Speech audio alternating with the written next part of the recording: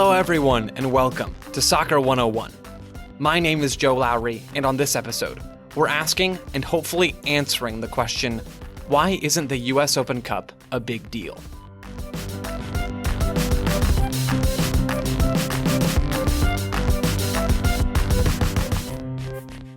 Back in 2017, Christos FC was on quite the tear. They'd beaten Frederiksberg 3-0 on May 10th. 1 week later, they took down the Richmond Kickers by a score of 1-0. And 2 weeks later, they bested Chicago FC United 1-0. Before you ask, yes, Chicago FC United is a real name of a real soccer team. Those 3 Christos wins were in the first 3 rounds of the US Open Cup. Or, if you want to go for its full-length proper title, the Lamar Hunt US Open Cup. Founded in 1914, the US Open Cup is the oldest cup competition in the United States. It puts professional and amateur teams together into a knockout tournament that runs during the United States' domestic professional league seasons. If the idea of a league season and a separate tournament happening at more or less the same time sounds strange to you, or if you're looking to learn more about soccer's tendency to smush a bunch of competitions into one season, Taylor's recent Soccer 101 episode titled, How Many Leagues Are in This Season? Is the place to go. To really boil it down, there are 2 fundamental things to know about the Open Cup. It's old, and it allows teams from all levels and parts of American soccer to compete for a US soccer-sanctioned trophy. It's essentially the American version of England's FA Cup or of Spain's Copa del Rey. With a brief US Open Cup explainer out of the way, let's get back to the story of Christos FC.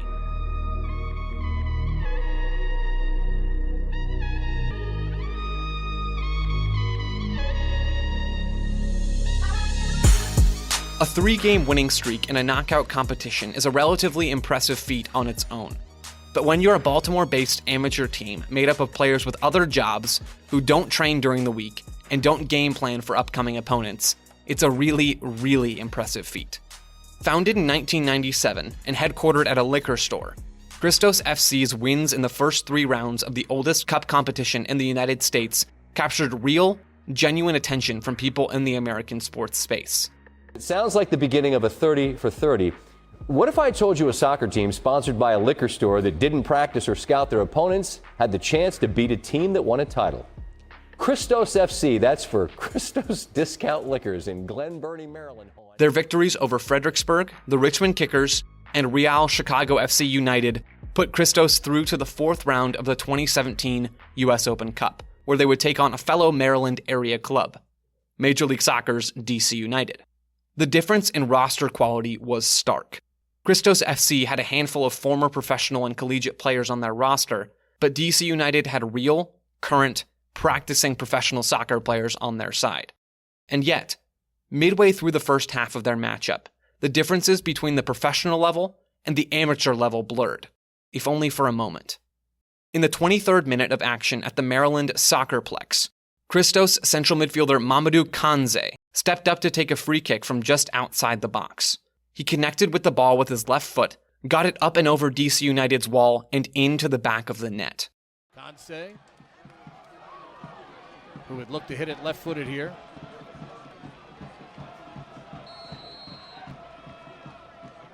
And it is Kanze. Shot! Score! Christos FC on the board. And a celebration is on toward the corner with their fans who have invaded the hillside. Even though DC United scored 4 unanswered goals and ended up winning the game 4-1, Christos FC made headlines with their play in the tournament. They'd beaten a professional soccer team in the Richmond Kickers and taken the lead over one of the storied teams in MLS. And Christos FC isn't the only team to make an exciting, unexpected run in the US Open Cup. In 2008, the USL's Charleston Battery made a run all the way to the final, taking down 2 MLS teams in the process. In 2017, then USL club FC Cincinnati made a deep run of their own, beating their in-state rivals the Columbus Crew, topping the Chicago Fire in an emotional penalty kick shootout, and besting the Miami FC before bowing out to the New York Red Bulls in the semifinals. Maybe the most famous Open Cup run belongs to the Rochester Raging Rhinos, who, in addition to having the second greatest name in the history of soccer teams just behind the Florida Soccer Soldiers, won the whole tournament in 1999. This is Sedgwick for Rochester. But chipping away here at Colorado in a way that could be troublesome for the Rapids. And there's Doug Miller. Will he be deadly here? Oh, yes! Deadly Doug lives up to his name. Then a part of the A-League, Rochester was a good professional team that consistently competed for championships in their domestic league around the turn of the millennium. But beating 4 MLS clubs in succession and winning the US Open Cup in 1999 was a historic accomplishment. In fact, to this day, they are still the only non-MLS team to win the Open Cup since MLS began competing in the tournament in 1996.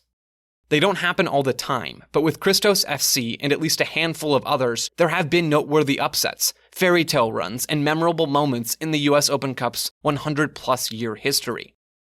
And yet, the tournament has never been able to capitalize on those March Madness-esque things to catapult itself into mainstream relevance, or even into mainstream American soccer relevance.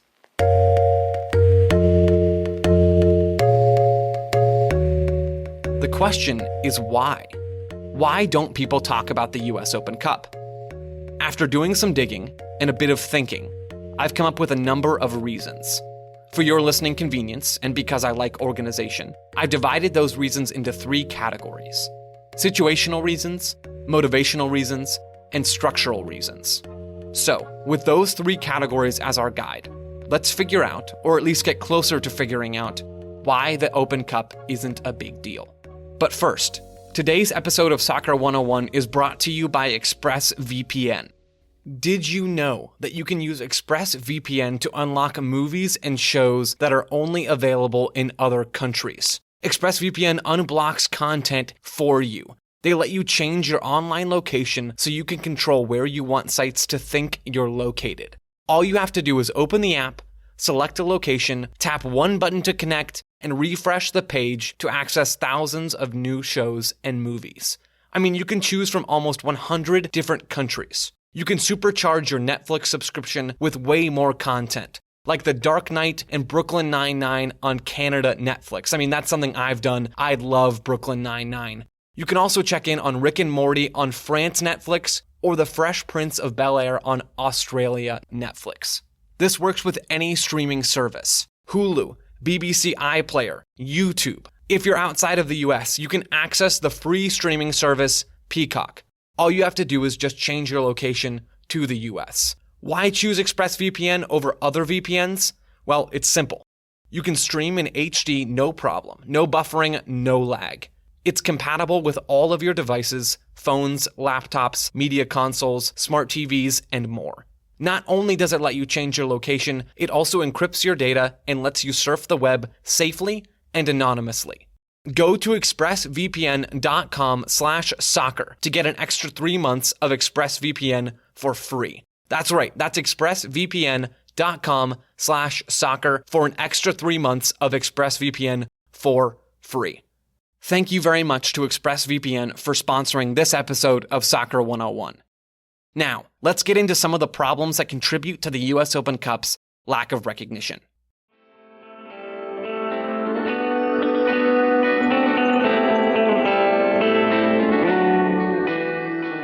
The first category of issues facing the Open Cup is the situational category. By situational, I mean the current situation that American soccer finds itself in within the context of sports in the United States. In case you hadn't heard, soccer is still very much trying to find its way in the US. This isn't an American soccer pity party, but it is highly probable, bordering on almost certain, that you've heard national sports broadcasters bashing American soccer, or you've had friends roast you for following an MLS or USL team, or you've gone back and forth with European football purists on Twitter a few too many times over the years. But if we're honest with ourselves, those broadcasters, friends, and European fans all have a point. Outside of the United States women's national team, whose back must be tired from carrying American soccer for so long, soccer hasn't made it in the US.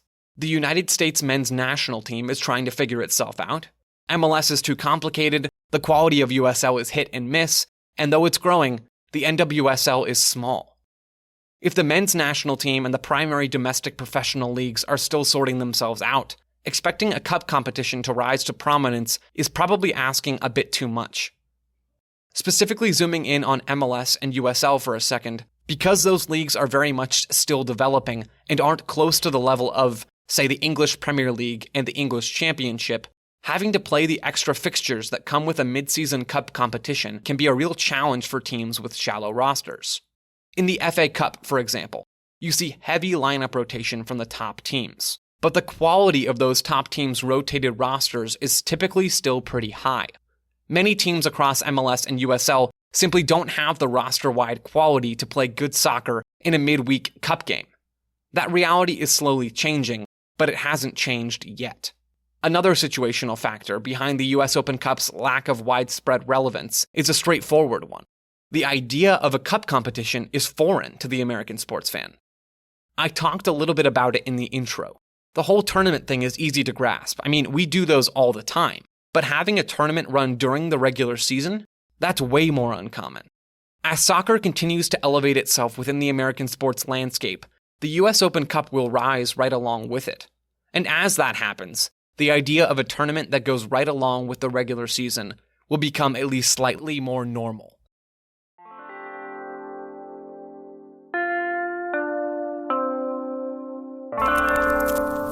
Up next in our What's Wrong with the US Open Cup list is the motivational category. Right now, there's a pretty tame reward for making a deep run in the US Open Cup.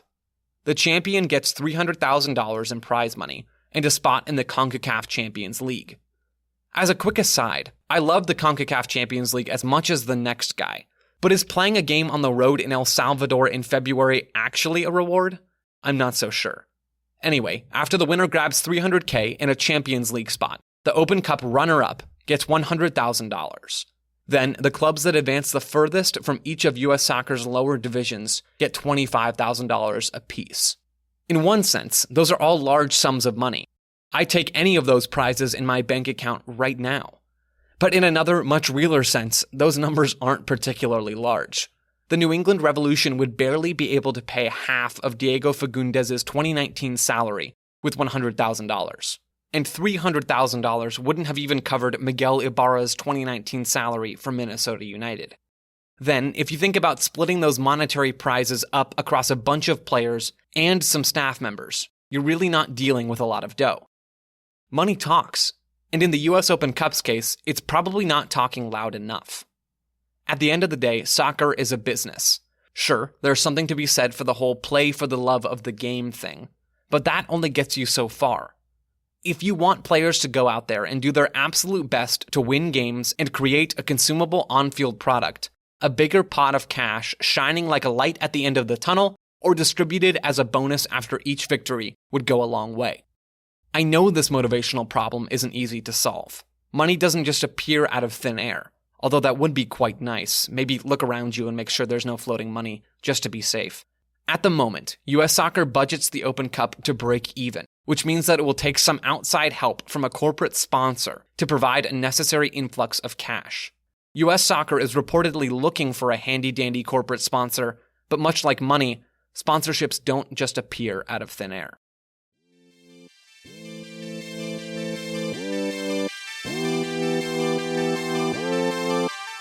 Our third and final category of issues is the structural category, i.e., how the actual US Open Cup competition is structured. Yes, we walked through some of its past Cinderellas at the beginning of this episode, but for the most part, the US Open Cup is pretty predictable.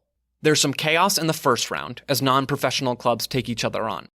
In the next round, professional USL clubs enter the fray and win most of their games, while still allowing a handful of non-professional teams to advance to the next round.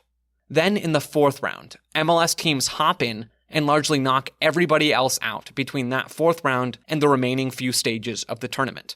By and large, MLS teams enter the tournament late, play at home, and win their games. I said it earlier, but it bears repeating. The Rochester Raging Rhinos are the only non-MLS team to win the US Open Cup since MLS teams started competing in 1996. By adding MLS professional teams into the competition after it's already gone on for several rounds, it feels like the US Open Cup is denying itself more of those precious Christos FC moments. It's denying itself more upset opportunities. If MLS teams entered in round 2 or round 3 and faced off against amateur teams, would a bunch of those lower level teams advance? No. But would there be at least a few more upsets in there? Almost certainly. In addition to the general lack of big-time upset opportunities, the US Open Cup is also a highly regionalized tournament. The first several rounds are structured so that there's as little travel as possible, which then limits expenses. Opening up the draw would cost money and could make competing in the Open Cup downright impossible for a number of the amateur and smaller professional teams. But just imagine for a moment how incredible it would have been to see Zlatan Ibrahimovic taking on Westchester United SC in southwest Pennsylvania. I mean, we would have seen at least 16 scorpion kick attempts in a 15-minute appearance off the bench. Again, there are monetary issues when you open up the tournament a little bit and have teams doing more traveling. But hey, maybe that corporate sponsor has some deep pockets. It's strange, because with as insanely awful as the coronavirus pandemic has been, it has presented the US Open Cup with an opportunity to review some of the situational, motivational, and structural issues that it's currently facing. Though COVID-19 forced the US Soccer's Open Cup committee to cancel the tournament in 2020, ending its 106 consecutive year run, that forced break allows time for evaluation. What things are working? What things aren't working? This downtime could ultimately improve future versions of the tournament.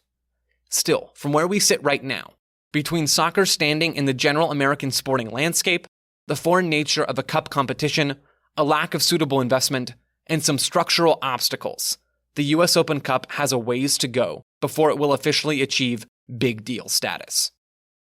That wraps up this episode of Soccer 101. We went over what the US Open Cup is and talked about some of the most historic moments in an already historic competition.